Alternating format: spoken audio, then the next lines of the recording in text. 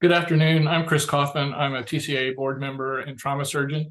I live in Myrtle Beach, South Carolina, and have the honor of being able to participate as a moderator in several of our spinal cord injury webinars, which the Education Committee, after soliciting questions from our membership, determined that this was a really hot topic that we feel like we know a lot about spinal cord injuries, but we realize that there's a lot we don't know. This is a series of 8 webinars. This is part 4 of 8. We are honored that our invitation has been accepted to be our presenter today by Dr. Yu. Dr. Kevin Yu is an established neurosurgeon in San Diego, California, and has been practicing spine and neurosurgery for over 18 years. He's always had a passion for patient care, which led to his practice, of course, becoming a flourishing one. He has been trained in minimally invasive surgery of the spine and specializes in degenerative spine conditions, as well as brain tumors and brain and spine trauma. Dr. Yu is dedicated to the intimate care of every patient he treats by always making himself available to his patients.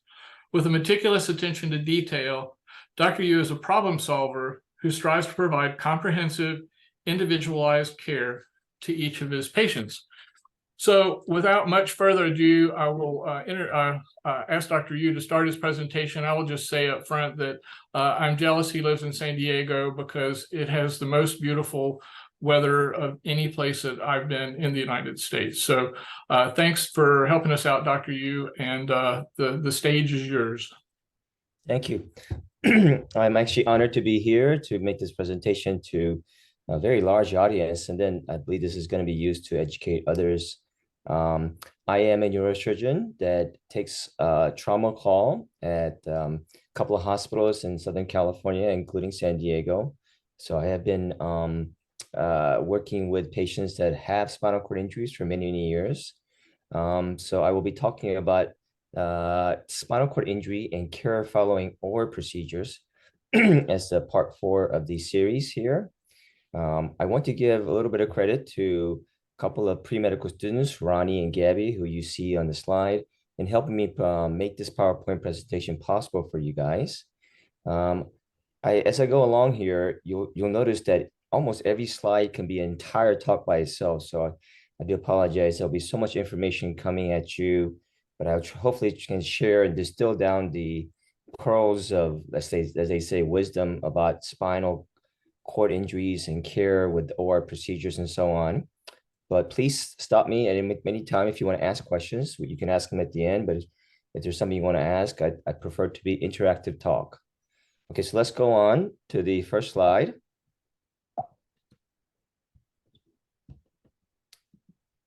So the objectives of the talk that I was sort of given these points to cover: identify key concerns for patients before and after surgery, prevent issues relating to improper use of C-collars and other immobilization devices, analyze the effects of being prone for a long time in the operating room, and decision-making in the operating room when complications arise. I think there was a particular interest in what to do if a patient coded in the operating room during spinal surgery. So I'll speak about that just a bit. And then there is a very important topic that we are asked all the time that I'm going to try to do some justice to at the end of the talk about DVT prophylaxis in patients who have spinal cord injury and had surgery of the spine because of their spinal cord injury. So let me go on to the next slide to start from the beginning. So key concerns for spinal cord injury patients before surgery. These are some of the things that just came to my mind, and there may be some things I've missed, but some of the things that I thought were worthy of discussion. So these are the 5 things that we're going to cover in the next few slides. So for me, key concern for spinal cord injury patients is immobilization. And when I say immobilization, the questions that I have to answer as a, let's say, neurosurgeon, spine surgeon, trauma surgeon that's on call, and I get called about a patient that has spinal cord injury, is to determine the stability of the spine with respect to the injury. And it is something that just takes years, obviously, to sort of master and understand. But as you can imagine, just like any disease process in medicine, it's a spectrum. You can't say a spinal cord injury or spine is stable or unstable. You just can't, it's not black and white. And so there are certain spine injuries where there is injury, fracture, whatever it may be, that's really totally stable. And then there's some that are just grossly unstable. And so besides those two categories of injuries, which you can really see, understand if you study the films and so on, most of these spinal cord injuries sort of are in the sort of unstable kind of category, in the sense that there is some instability to the spine because of the injury, but it's not necessarily grossly unstable, and it may not even need surgical stabilization. So understanding that will help you determine whether the patient needs immobilization, whether it be a collar or, as you guys all may have heard of, people get placed on spine precaution, right? They can only be log rolled. So those kinds of things and those kinds of questions can be answered and should be answered with the understanding of whether the spine injury is stable or unstable. And I'll try to cover some of that for you with pictures and so on to help you understand the differences. The next obvious category that you have to really consider before a patient, let's say, has spinal surgery for spinal cord injury is the imaging studies. We are now in medicine where we have spectacular images. We have different modalities, but they fall under the three categories of X-ray, CT scan, MRI. So I'll cover some of that. Spinal shock is something that you guys have probably all have heard of or deal with and treat. That needs to be considered. So I'll cover a little bit of that. And the last two categories are just obvious things. Obviously, we need to have labs, and we need to be worried about bleeding tendencies. Why is that important in spine? And I put epidural hematoma there, and I'll talk about that because that really is the main thing that we worry about with respect to bleeding and having normal blood values or blood workup. And I put diabetes and age down there as something to also sort of interesting to talk about, because again, not all patients who have spinal cord injury all come to us in one type of patient, one age, one sex, and right.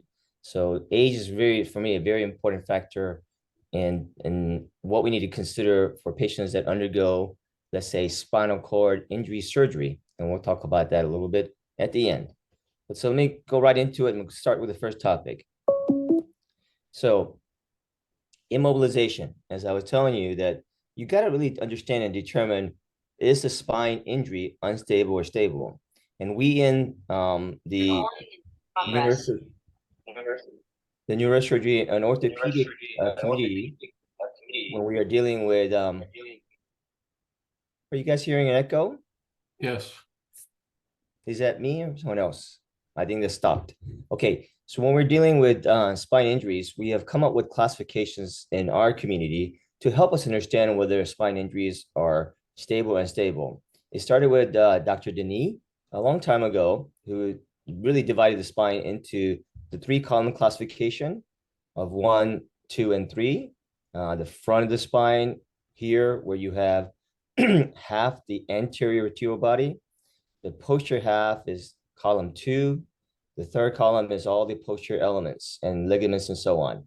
But this was way too simple. And so we used to say that if you have injury of 2 out of 3 columns is an unstable injury, and that actually was way too simplistic and really missed some subtle fractures that would either be stable or unstable. So the AO organization that you guys may be familiar with came out with AO classification of different types, A, B, and C. Again, each of these topics could take a whole talk to talk about, so I won't go into details, but know that this was a better way to classify fractures, particularly in the thoracic and lumbar spine, and really helped us understand whether someone should or should not have surgery. But this was also, as over time we realized, has some inadequacies in really helping understand whether a spine injury was unstable and needed stabilization. So the latest classification is called TLIX, thoracolumbar injury classification system, that again, AO was very much involved in bringing this up, where they talk about the morphology of the fracture, the integrity of the posterior ligaments, which is really, really important in understanding spine injuries and whether they're stable, and the neurologic status of the patient. So taking these three variables, assigning them points, we're now using this a lot to try to understand if patients need or do not need surgical treatment and stabilization. So it's gotten better over time in terms of how we understand whether something is stable or unstable. So if you determined whichever classification system you use, or however you determine whether spine is stable or unstable, then you determine if they need immobilization, whether it be a collar, a brace, or for that matter, they need to be flat in bed and only log rolled and so on. Because if you put collars, braces, or you restrict them to bed rest, you're going to have consequences of that, which we'll cover, that may not be necessary if you understood whether the spine injury was stable and unstable. So those questions should be and can be answered for you by obviously the spine surgeons. Okay, so let's go to the next slide. I want to talk a little bit about again, as an education to help you understand why is a fracture stable or unstable, and do they need all the immobilization. So I want to cover one particular fracture called burst fracture. So actually this comes from the Denis classification in the sense that there's compression fracture, which should be just simply the anterior half of the vertebral body. So compression fractures, by definition, are supposed to be just the column 1 is compressed, okay? But if you have a burst fracture, like this one here, you can see that the posterior half of the vertebral body is fractured. Not only is it fractured, there's a piece of bone that's going back into the canal, therefore probably compressing the neural elements at this lumbar spine level. So this, by definition, because it involves 2 columns, is considered to be a burst fracture. So one of the ways to tell you why the Denis classification was inadequate was that we were taught, again, when we only used Denis classification, that a burst fracture, by definition, because it involved 2 columns, 2 or 3 columns, right, is unstable and therefore needs to have surgical stabilization, or for that matter, immobilization. But I want to assure you that even this picture here, this may be a stable fracture, and that it does not necessarily need surgical treatment and does not necessarily even need perhaps immobilization. Although I would say that this is a patient you probably would want to put in a brace and keep in a brace, particularly when they're moving. But this is not necessarily an outright clear-cut, no questions asked surgical case. A lot of different things have to be considered. You got to get the patient standing and get x-rays and see if it even deforms even more. That would be a sign of instability and likely needs surgical stabilization. Does the patient have neurologic deficits? If the patient has a lot of weakness in the lower extremity, yeah, this patient needs surgical treatment because of the fact that you got to get this decompression done, push the bone back in, right? So a lot of different things must go into consideration as to whether the spine is unstable, stable, needs surgery or not. So it just takes art. It's the art of medicine. You just got to understand the fracture, and over time and with good training and so on, you can determine these things that need to be determined for the trauma service. Okay, so let's go on to the next slide. Appropriate imaging studies. So I would say to you that x-rays, with a few minor exceptions, are, for me in particular, this is sort of me, are not as nearly as helpful as they used to be, because we have CT scans, we have high-speed CT now, and almost all facilities now have MRIs as well, right? So the x-rays are not nearly as helpful, and I don't even need them per se if I need to treat somebody. For instance, this patient on the right-hand side, you can saw clearly on the x-ray that the patient has basically a dislocated cervical spine at this particular level here. Now, the x-rays will be helpful in showing me that, but the CT scan, without question, as you can imagine, will be tremendously helpful in helping me understand not only that the patient has a dislocation, but that the facets are fractured, they're perched, they're jumped, all those things that I look for that are very helpful, that be much better delineated on a CT scan. The MRI is not as nearly as available. Some facilities may not even have MRIs. But I do want to tell you there is a big discussion we always have with a particular injury, this one in particular, the perch facets, the dislocated cervical spine. Do we need an MRI or not? And I would say to you, if you look at the MRI of this individual posteriorly, you can see there's a tremendous disruption of the posterior ligament, the disc space. There may even be a small epidural hematoma. So the MRIs, if you can get it, I always ask for it, will be helpful in knowing that there is something there compressing the spinal cord that you can't appreciate as well on certainly X-rays, but even CT scan. Because what this patient needs basically a reduction of their dislocation, right? So there is a report that may have really actually cursed the spine community or not, but there is a report of a patient who became worse with the reduction of this translocated or dislocated cervical spine because of a large disc herniation that compressed the spinal cord even more. So for that reason, getting an MRI, especially in cervical spine, especially in dislocated cervical spine injuries, for us are very helpful and almost is sort of medically legally necessary. So getting these studies, you really think we need to think about them before surgery because they're very helpful for the spine surgeon in determining lots of different things. Okay, let's go quickly to spinal shock, something that you guys are all familiar with, the spine surgeon. And I bring it up in the following way, because this is what I struggle with, or this is what I think about very seriously, because spinal shock would exist in patients that have spinal cord injury. Obviously, with the ASIA grade, if you have E, you should not have spinal shock, but it's the cervical spine injuries where it's either complete or serious spinal cord injuries that may be incomplete, where there's no motor and very little sensory. So there's a debate or discussion always. Does a patient have incomplete or complete spinal cord injury? And I would tell you that many ASIA A patients really are ASIA B. Why is that? It's because of the spinal shock. So it appears that, let's say in the emergency room trauma bay, they're graded ASIA A. But within a day or two, certainly with surgical treatment perhaps, but even without surgical treatment, they convert to incomplete because of the fact that the spinal shock sort of masked the injury and made it even worse.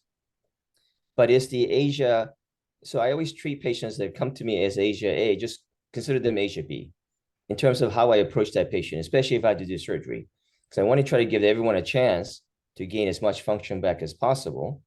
So, however, if it's truly ASIA A, and let's say the spinal cord injury came to us late, several days later, if it's ASIA A, they are likely to be ASIA A. They're not going to be an incomplete spinal cord injury. And those patients, I may actually take my time in preparing them for surgery, get medical clearance, get good OR time, and so on.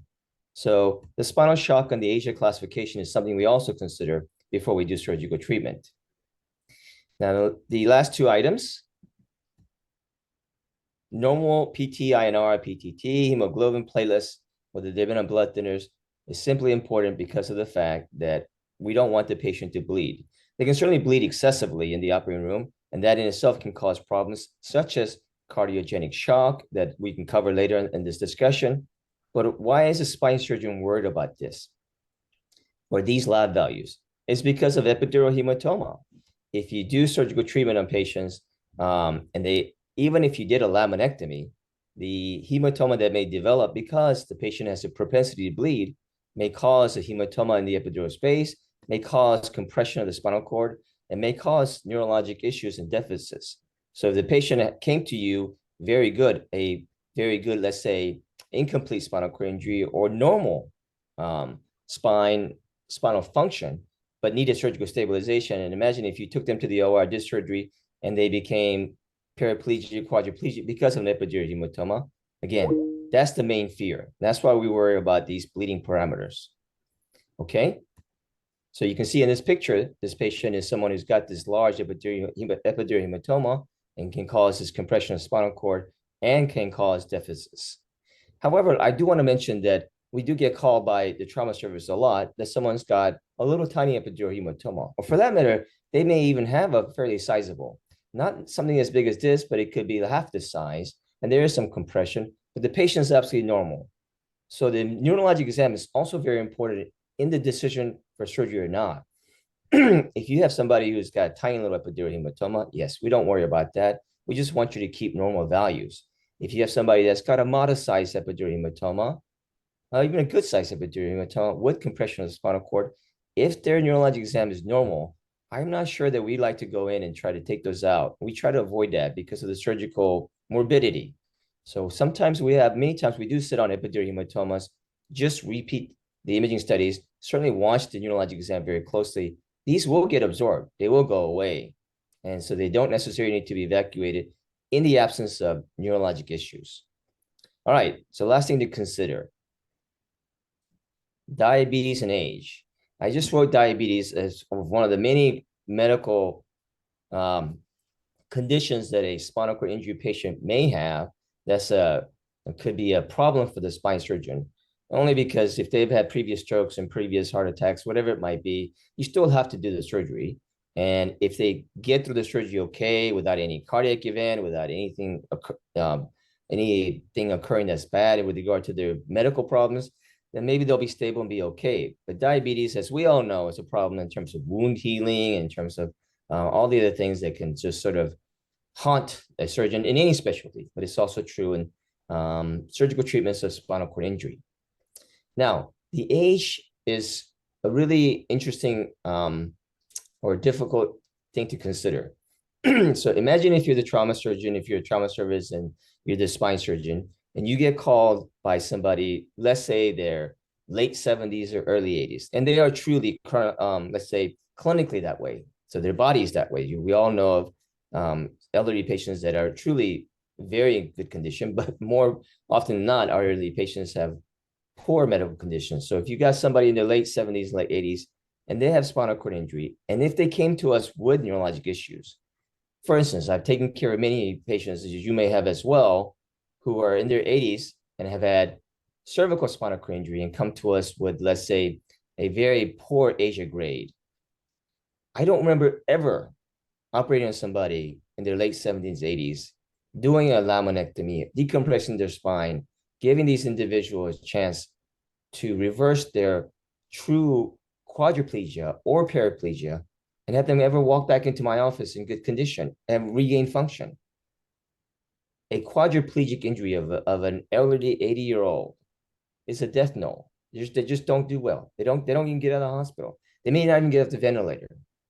So sometimes it is humane and ethical thing for us to tell a patient, you're just too old to have surgery. And that decision, once in a while, I have to make and recommend, even though sometimes I do surgery at the patient's request. So that's something to be considered. Okay, so let's go on to talk about concerns of spinal cord injury in patients after surgery, if they need surgical treatment, whether it's decompression or stabilization. I'll just mention spinal shock because that's an obvious one. Spinal shock, as you know, is a condition where you lose the autonomic function, the vasomotor tone in the body. The blood pools everywhere and the patient has hypotension. It's very important for us to treat that and avoid that after spinal cord injury because there is growing literature and growing belief that the perfusion of the spinal cord is very important in trying to, let's say, maintain, trying to reverse, trying to improve the outcome in somebody who has spinal cord injury and had neurologic deficits. However, the literature is not so good that it's clear that these things actually make a difference. Nevertheless, we are trying to change the way we deal with blood pressures and trying to maintain certain blood pressure parameters to try to give patients the best outcome. So I'm citing this one paper here where they talk about how after spinal cord injury, and this is not even about after spinal cord injury surgery, that perhaps keeping a mean arterial pressure greater than 85, greater than 90, and for 7 days, for up to a week, it's probably helpful. But unfortunately, we just haven't, this is class 3 evidence, as you can see in this citation. We don't have the research, we don't have the studies to prove that this is truly helpful, but it is something that we need to try to do.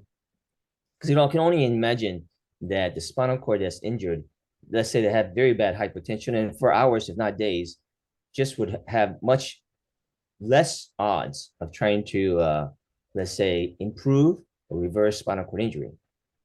So those are things that I know that our trauma surgeons and our intensivists try to help us do after spinal cord injury, after surgical stabilization or decompression in the intensive care unit, using the appropriate pressors and so on to maintain perfusion of the spinal cord. Okay, I want to take a moment to talk about draining CSF.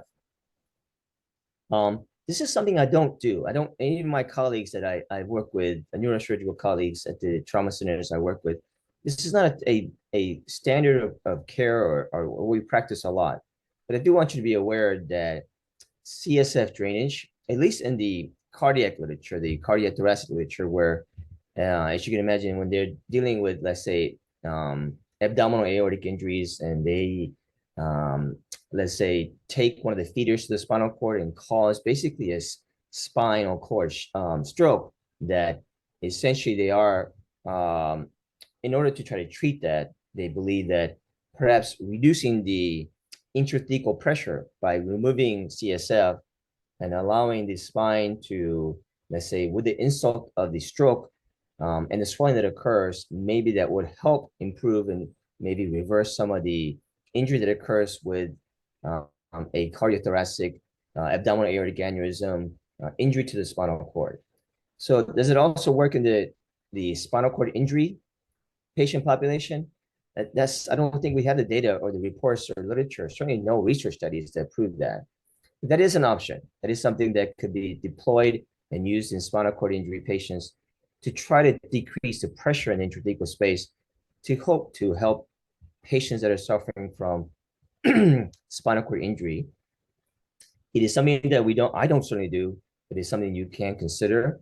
If you do see somebody coming out of the OR with a lumbar drain after surgical treatment of spinal cord injury, it'll be because we actually saw a CSF leak, and we're just afraid that it just can't be repaired, and that we need the drainage to help us so that it doesn't come through the incision. So I've done that once in a blue moon, but then because when you have a tremendous high velocity, terrible dislocation of the spinal cord is terribly injured, you will go in there and you will see the dura shredded, and the CSF will be pouring out everywhere. And we do the best we can. Most of the time, we can just patch it and not worry about CSF leak. But there will be times when those are going to be the bane of our existence, of mine and the trauma surgeons as well, because the patient just keeps leaking out of the wound, in which case lumbar drain can be used for those reasons. So the last two topics I want to talk about, because this is important in terms of care from the services that will care for a patient after surgical stabilization, after spinal cord injury. So I have this picture to the right. This is a patient that has a condition called either DISH or ankylosing spondylitis. And I want you guys to remember that. AS, ankylosing spondylitis, or DISH, diffuse idiopathic skeletal hyperostosis. I just want you to remember that, because if you hear that, the fractures that are mentioned, you've got to take up much more seriously than fractures in the other patients and any other patients that don't have this condition. Because those two conditions are conditions in which the entire spine is fused. The disc spaces are fused, the ligaments are fused. It's just a dry twig up and down. It's that if you basically snap even part of it, it makes the overall picture very unstable. So when I hear someone's got that condition, I pretty much think, my goodness, this patient is likely going to need surgical stabilization. And so this individual had a thoracic spine fracture in the setting of DISH, and you can see that they just split the vertebral body. This is an unstable fracture. This is one of those that is not a question. You can't question and say stable and unstable. It's an unstable fracture. So he underwent this long construct of posterior pedicle screw and rod fixation up and down, above and below the fracture line, right? So the reason why I have this picture here in the setting of discussing less immobilization is, if you look at that, that's titanium. Sometimes I use cobalt chrome rods, but it could be titanium. That's strong. That's stiff.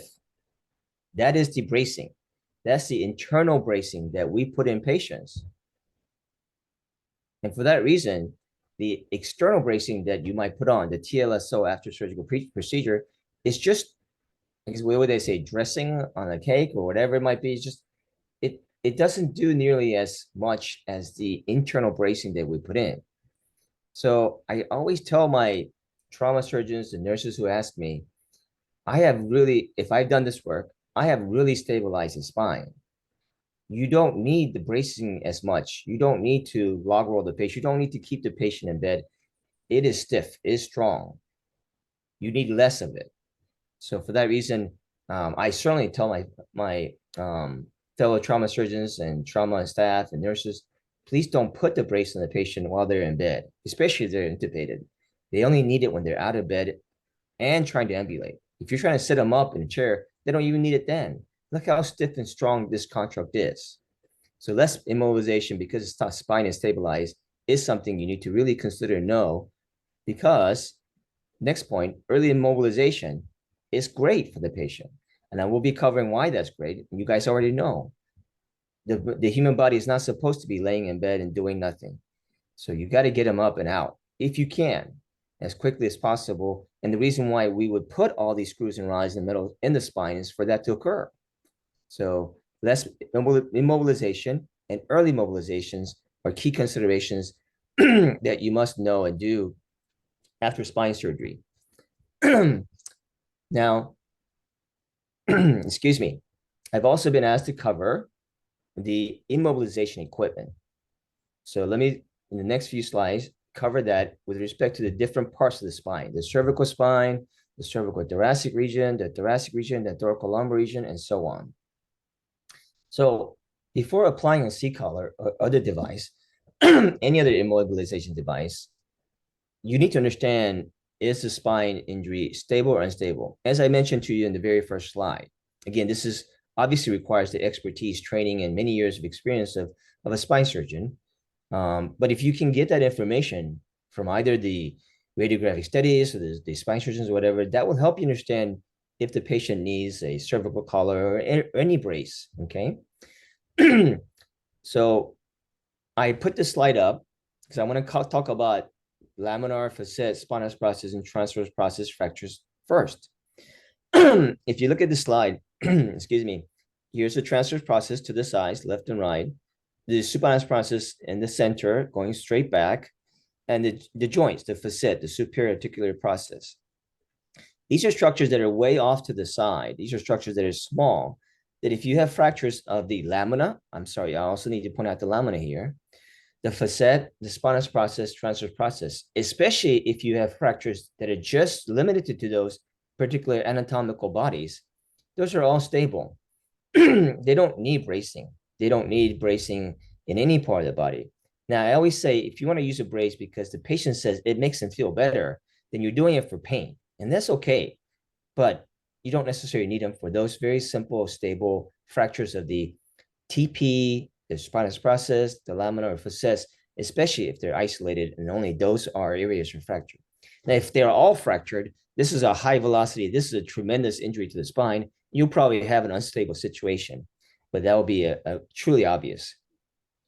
Ligamental injury, the ligaments that connect the one level to another, if you have that going on, ligamental injury by itself certainly is not unstable, especially if it's just one ligament.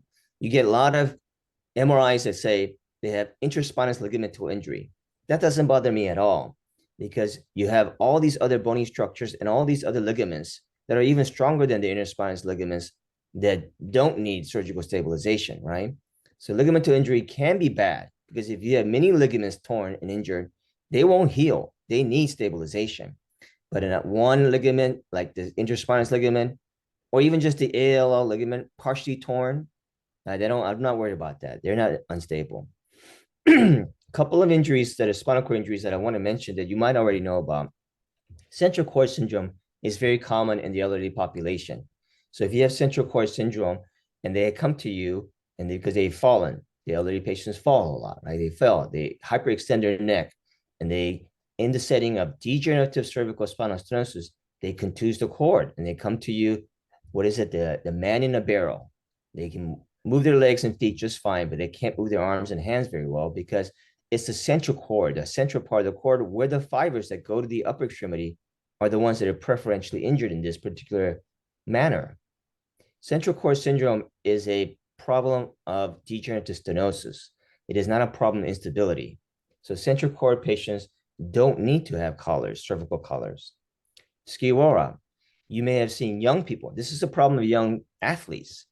You may have seen kids come to the emergency room where they had an accident in the soccer field or football field, and they were, for the moment, paralyzed, quadriplegic, but it slowly is coming back. But even in your emergency room, they're hardly moving, they're moving very poorly, but you get CT scan, x-rays, MRIs, and whatever, everything is totally normal.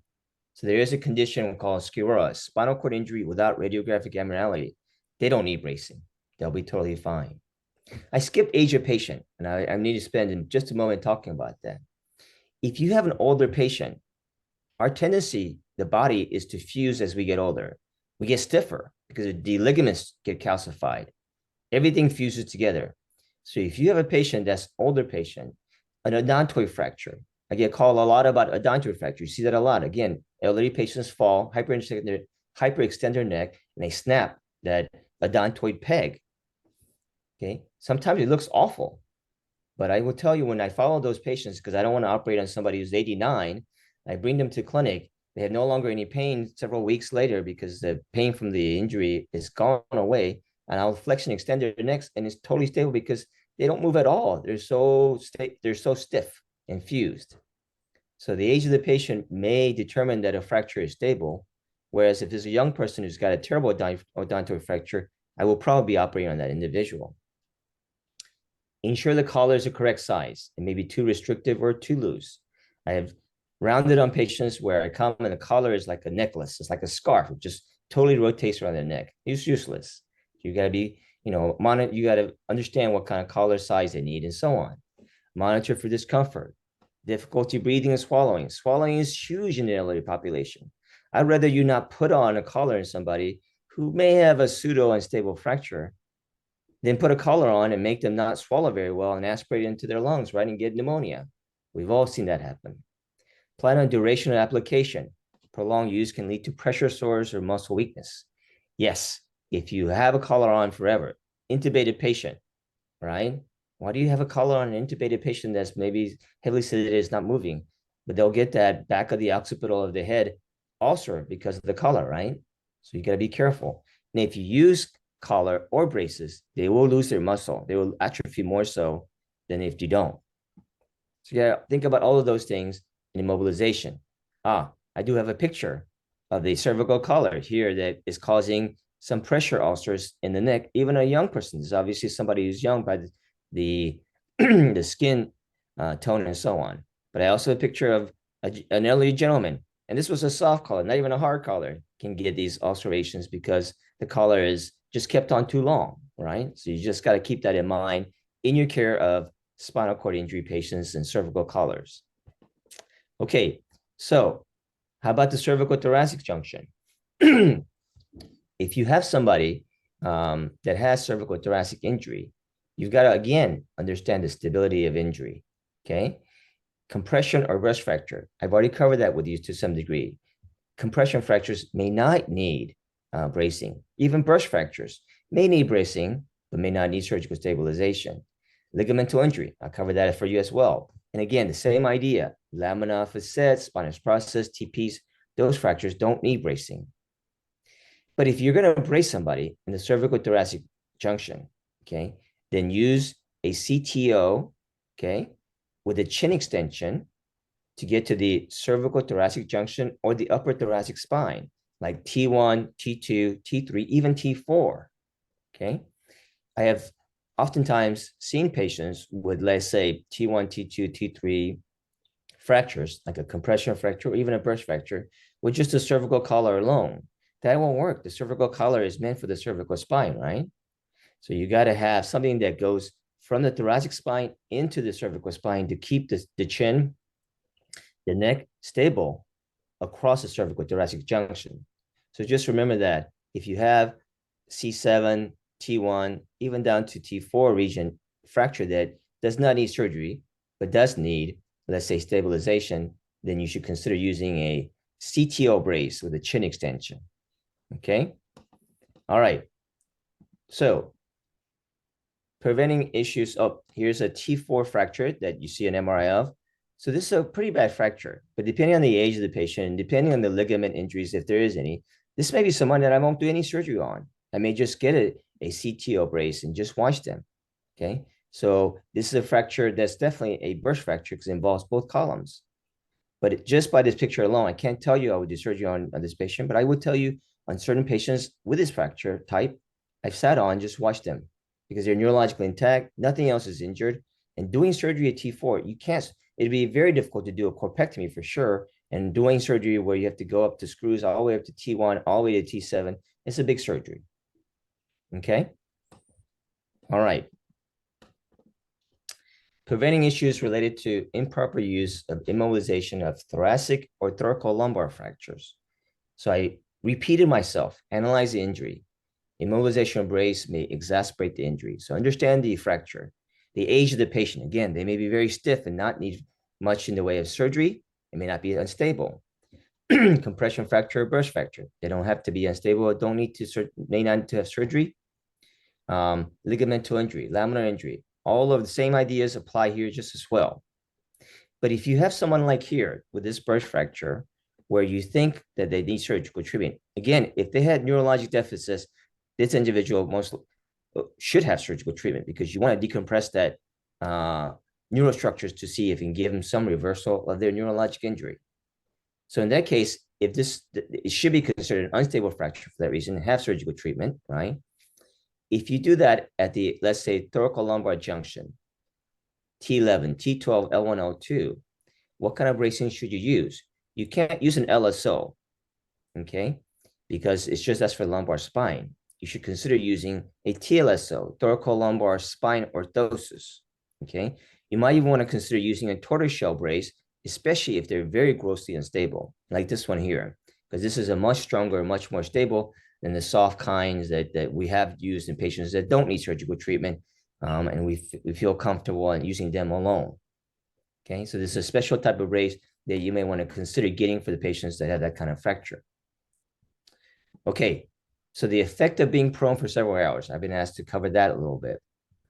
Obvious. If you have somebody laying prone, oh, by the way, this is obviously patients that need posterior procedure. On an anterior procedure, like in the cervical spine, we certainly still worry about pressure points, but this is much more important to worry about in the prone position because the constant pressure on certain areas of the body is all these green points that you see on this picture are going to be areas you got to be considering and worried that they will get pressure ulcers. Breathing is a problem, especially if you have somebody that's high BMI. I've had patients where their BMI is 40 plus, close to 50, where we would take them to the OR and anesthesiologists would just have decent 90, let's say, SATs. And we turn them over and they drop, and then we just can't do the surgery. We got to take them back to the ICU and try to stabilize them, especially in these patients that have multiple injuries. Let's say they have rib fractures and pulmonary contusions. It's really hard. You got to be considerate of that and being and putting somebody prone for many hours. Circulation, right? That's also an issue that especially the anesthesiologists have to deal with. There are a few injuries that I do want to mention that you may see, that you may run into. Neurologic injury to cranial and peripheral nerves. The lateral femoral cutaneous nerve goes right across the top of your thigh. And that's one of the pressure points. When the hip is pressed upon for too long, you might have patients complain of, I have numbness on the top of my thigh. Most of that time, that reverses. If you have patients that have pressure, let's say, on the shoulder area for a long time in the prone position, brachial plexus injury can occur. Long time on the elbow, because the radial nerve goes through a canal, a tunnel in the elbow, that may be causing injury and give you those kinds of, let's say, inability to raise the wrist kind of injury. Even blindness, the cranial nerve to the eye can be affected, and blindness has been reported in the prone position. So these things have to be considered and can be seen, and you might see them in your patient population. Okay, all right. Decision making for complications, or complications. So a few things that I mentioned that's relevant in my practice. Neuromonitoring changes. So when you go to the OR to do spinal cord injury, spine surgery, neuromonitoring is an essential part of our OR team. So there's a neurophysiologist that will monitor our patients for their basically their spinal cord function, right? So we often get these guys, our neuromonitoring neurophysiologists, to do a pre-flip baseline if you have an unstable fracture that need prone positioning.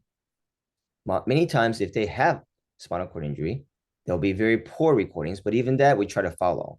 But if they are certainly normal, neurologic exam is extremely important because if you flip them over into prone position and you lose the neuromonitoring recordings, you got a problem. You got to find a different, you just got to turn them back over and find a different way to do this. So that's occurred to me several times and occurs to spine surgeons here and there, okay?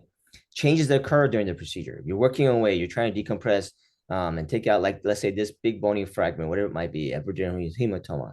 If you have changes that occur in the OR, that's an issue. So what do you do in that case? A spine surgeon typically will try to move as fast as they can and do the decompression because maybe something happened in the compression changed and got worse with the positioning, and you try to move as fast as you can. But sometimes that happens, and sometimes it's just unavoidable. But fortunately, that's not a common occurrence. Excessive bleeding. You got to control bleeding.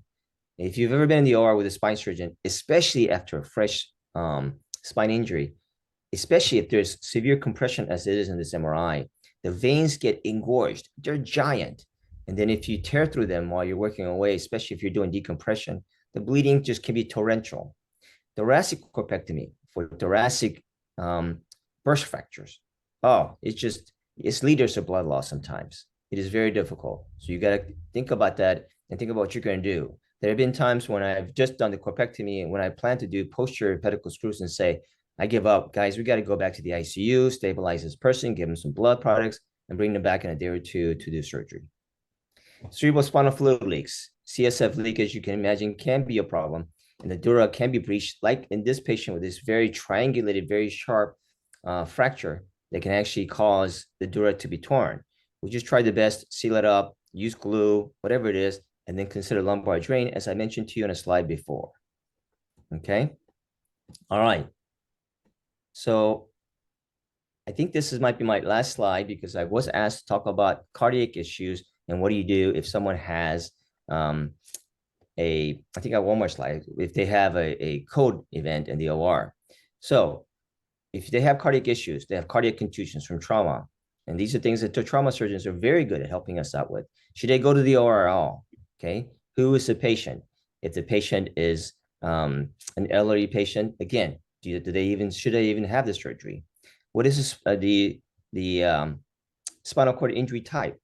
So if the patient is very young and they are, let's say, Asia grade A or B, you want to try to get them to the OR as quickly as possible, even in the setting of cardiac issues, to try to get them decompressed so they can get some reversal of their spinal cord injury. Okay. So what do you do when patients code in the operating room? A couple of things as already mentioned. These are what I would do. Do you just put a big IO band sticky drape on their back and flip them over? Absolutely. If you got them wide open and they start coding, I either whip stitch shut if I have any time, or I just throw an IO band and turn them over and they got it. I mean, what good does it do to have a totally decompressed spine when their heart has died? That's silly, right? So absolutely.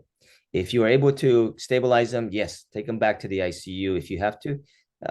Let's say if I can turn them over and close the wound, yes, whatever I need to do and get it done if it's possible, but go back to the ICU, stabilize the patient and bring them back. Okay, I do believe I have one more slide. Oh, very important. So let me end it with this topic. What is your approach to DVT prophylaxis? I want to tell you my personal approach is, man, if you guys need blood thinners because you're worried about blood clots, because you don't want the cytoembolus, pulmonary embolus, and the patient die on you, absolutely, we have to use it as soon as within a day or two for me. But there are things you got to consider.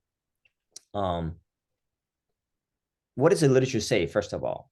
Very little, to be honest with you. Is there anything on DVT prophylaxis after spine surgery and elective spine surgery? No, because it's just all over the place. Everyone practices differently, and there's no one type of patient pipeline. It's not like a knee replacement or hip replacement. Spine surgery is very different in many different ways in how you approach each pathology.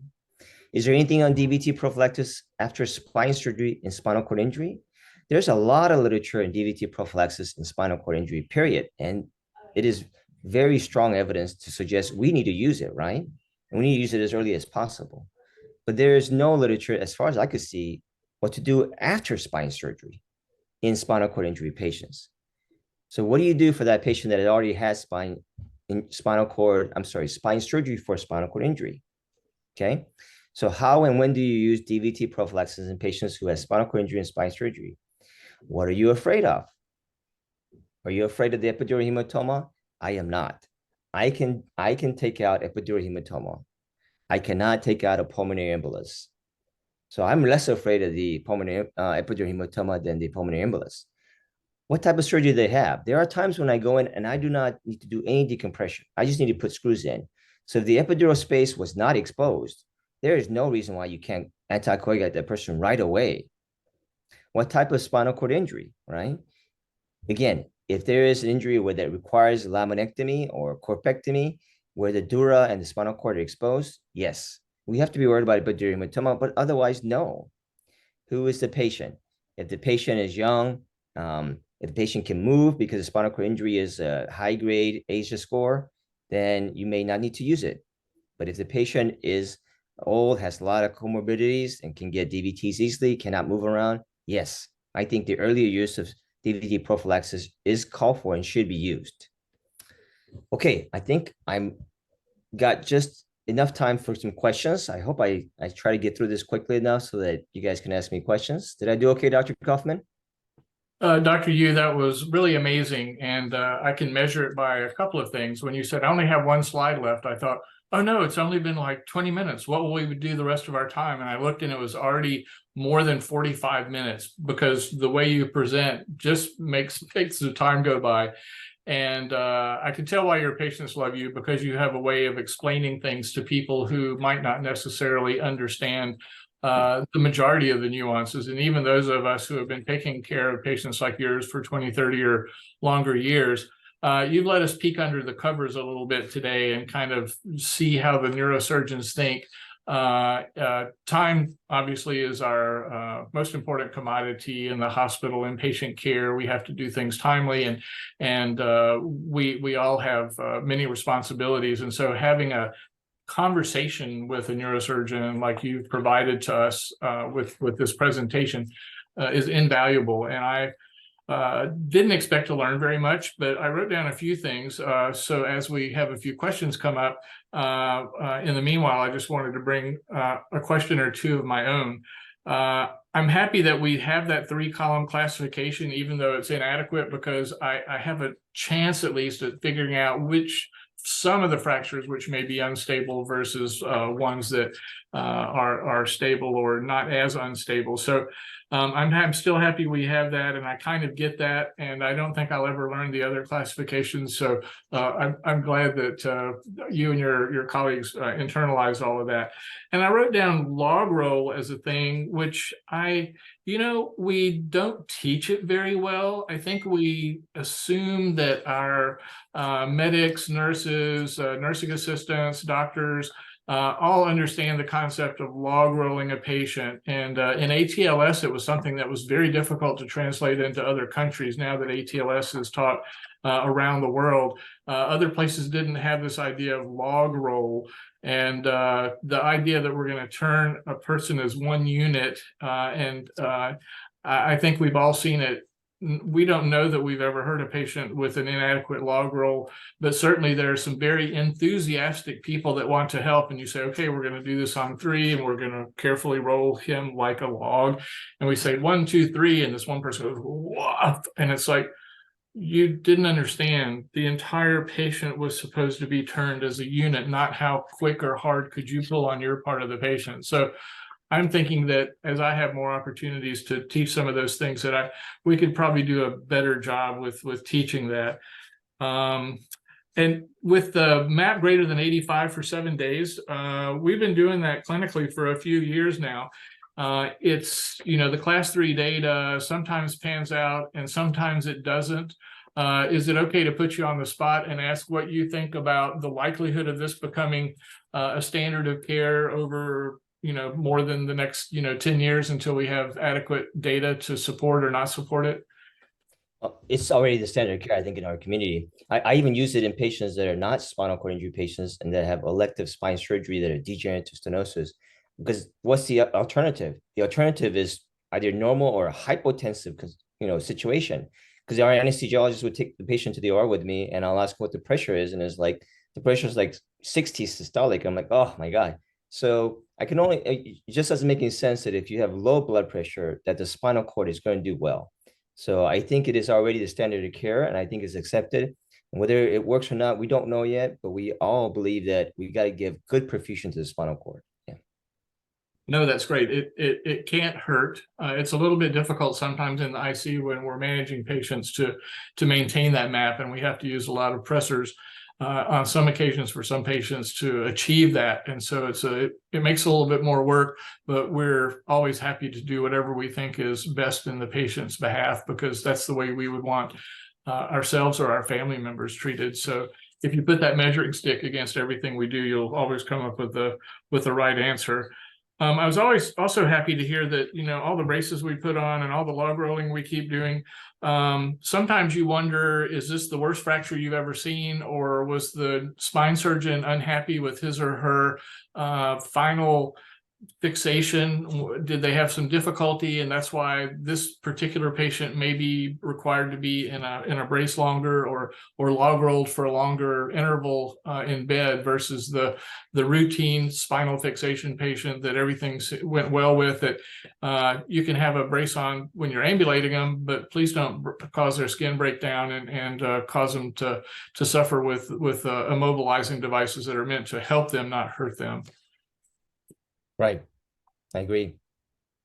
And this is another ask your opinion question, and it's probably the most straightforward question possible, but for decades now, in different hospitals, I've been told that if somebody has a spinous process fracture or a TP fracture, or two of each, whatever, don't worry about it. You don't need to consult us unless there's some other reason to consult spine surgery. If it's three or more, then particularly sequential, three spinous processes, three transverse processes, could be an indication of a greater magnitude of force, and maybe there is an injury.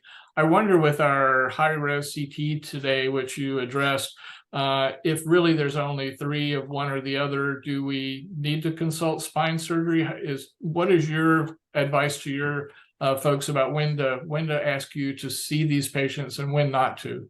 Yeah, I certainly get asked by our trauma services to see these patients with TP and spinous process fractures all the time.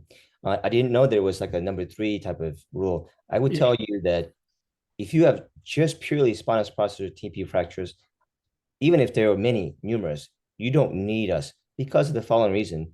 There is no treatment for it except just let it heal. So I think that those consults, I don't mind being called, but I don't think that you will get anything from us that's different than what you're going to do already. Having said that, I'm more concerned if somebody has 4 or 5 TP fractures. I'm less concerned about the spine than, let's say, injury to the bodily organs, because it did take a lot of pressure to do that, or a lot of stress to do that, right? Yes. So I do believe that TP and spinous process fractures, fastly isolated fractures of those types, do not require any treatment, and perhaps doesn't even require a spine surgical consultation. Yeah. Thank you. No, I that's perfect.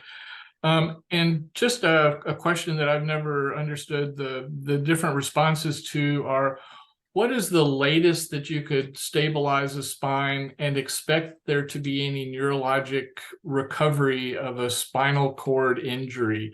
We seem to think that the earlier we do things, the better, and that clearly applies to many different injuries. But for an incomplete spinal injury at a level of your choice, let's just say it's very low, like a lumbar fracture, because we talked a lot about that.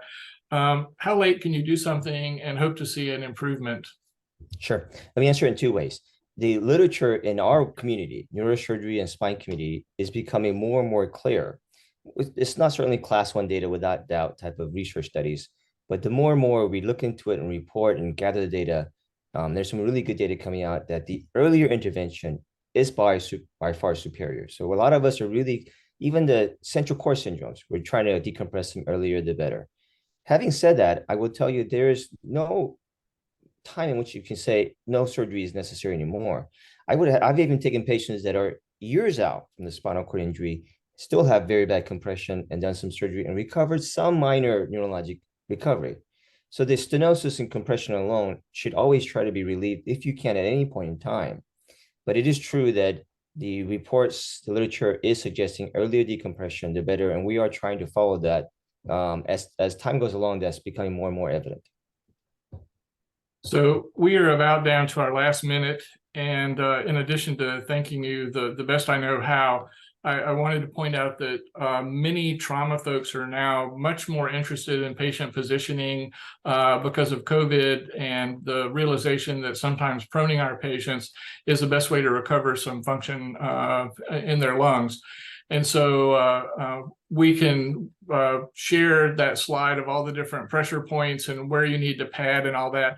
And probably what you consider pretty routine, you may have saved countless patients some neurologic sequela of poor padding where they needed it more. And we're trying to do better with that in ICU. When we first started, we got the OR nurses to come help us learn how to position patients. But well, so we are at our hour, and again, you pulled this off as one presenter and made it go by so fast, and you presented so much information, and you have such a nice technique and ability to explain it to us.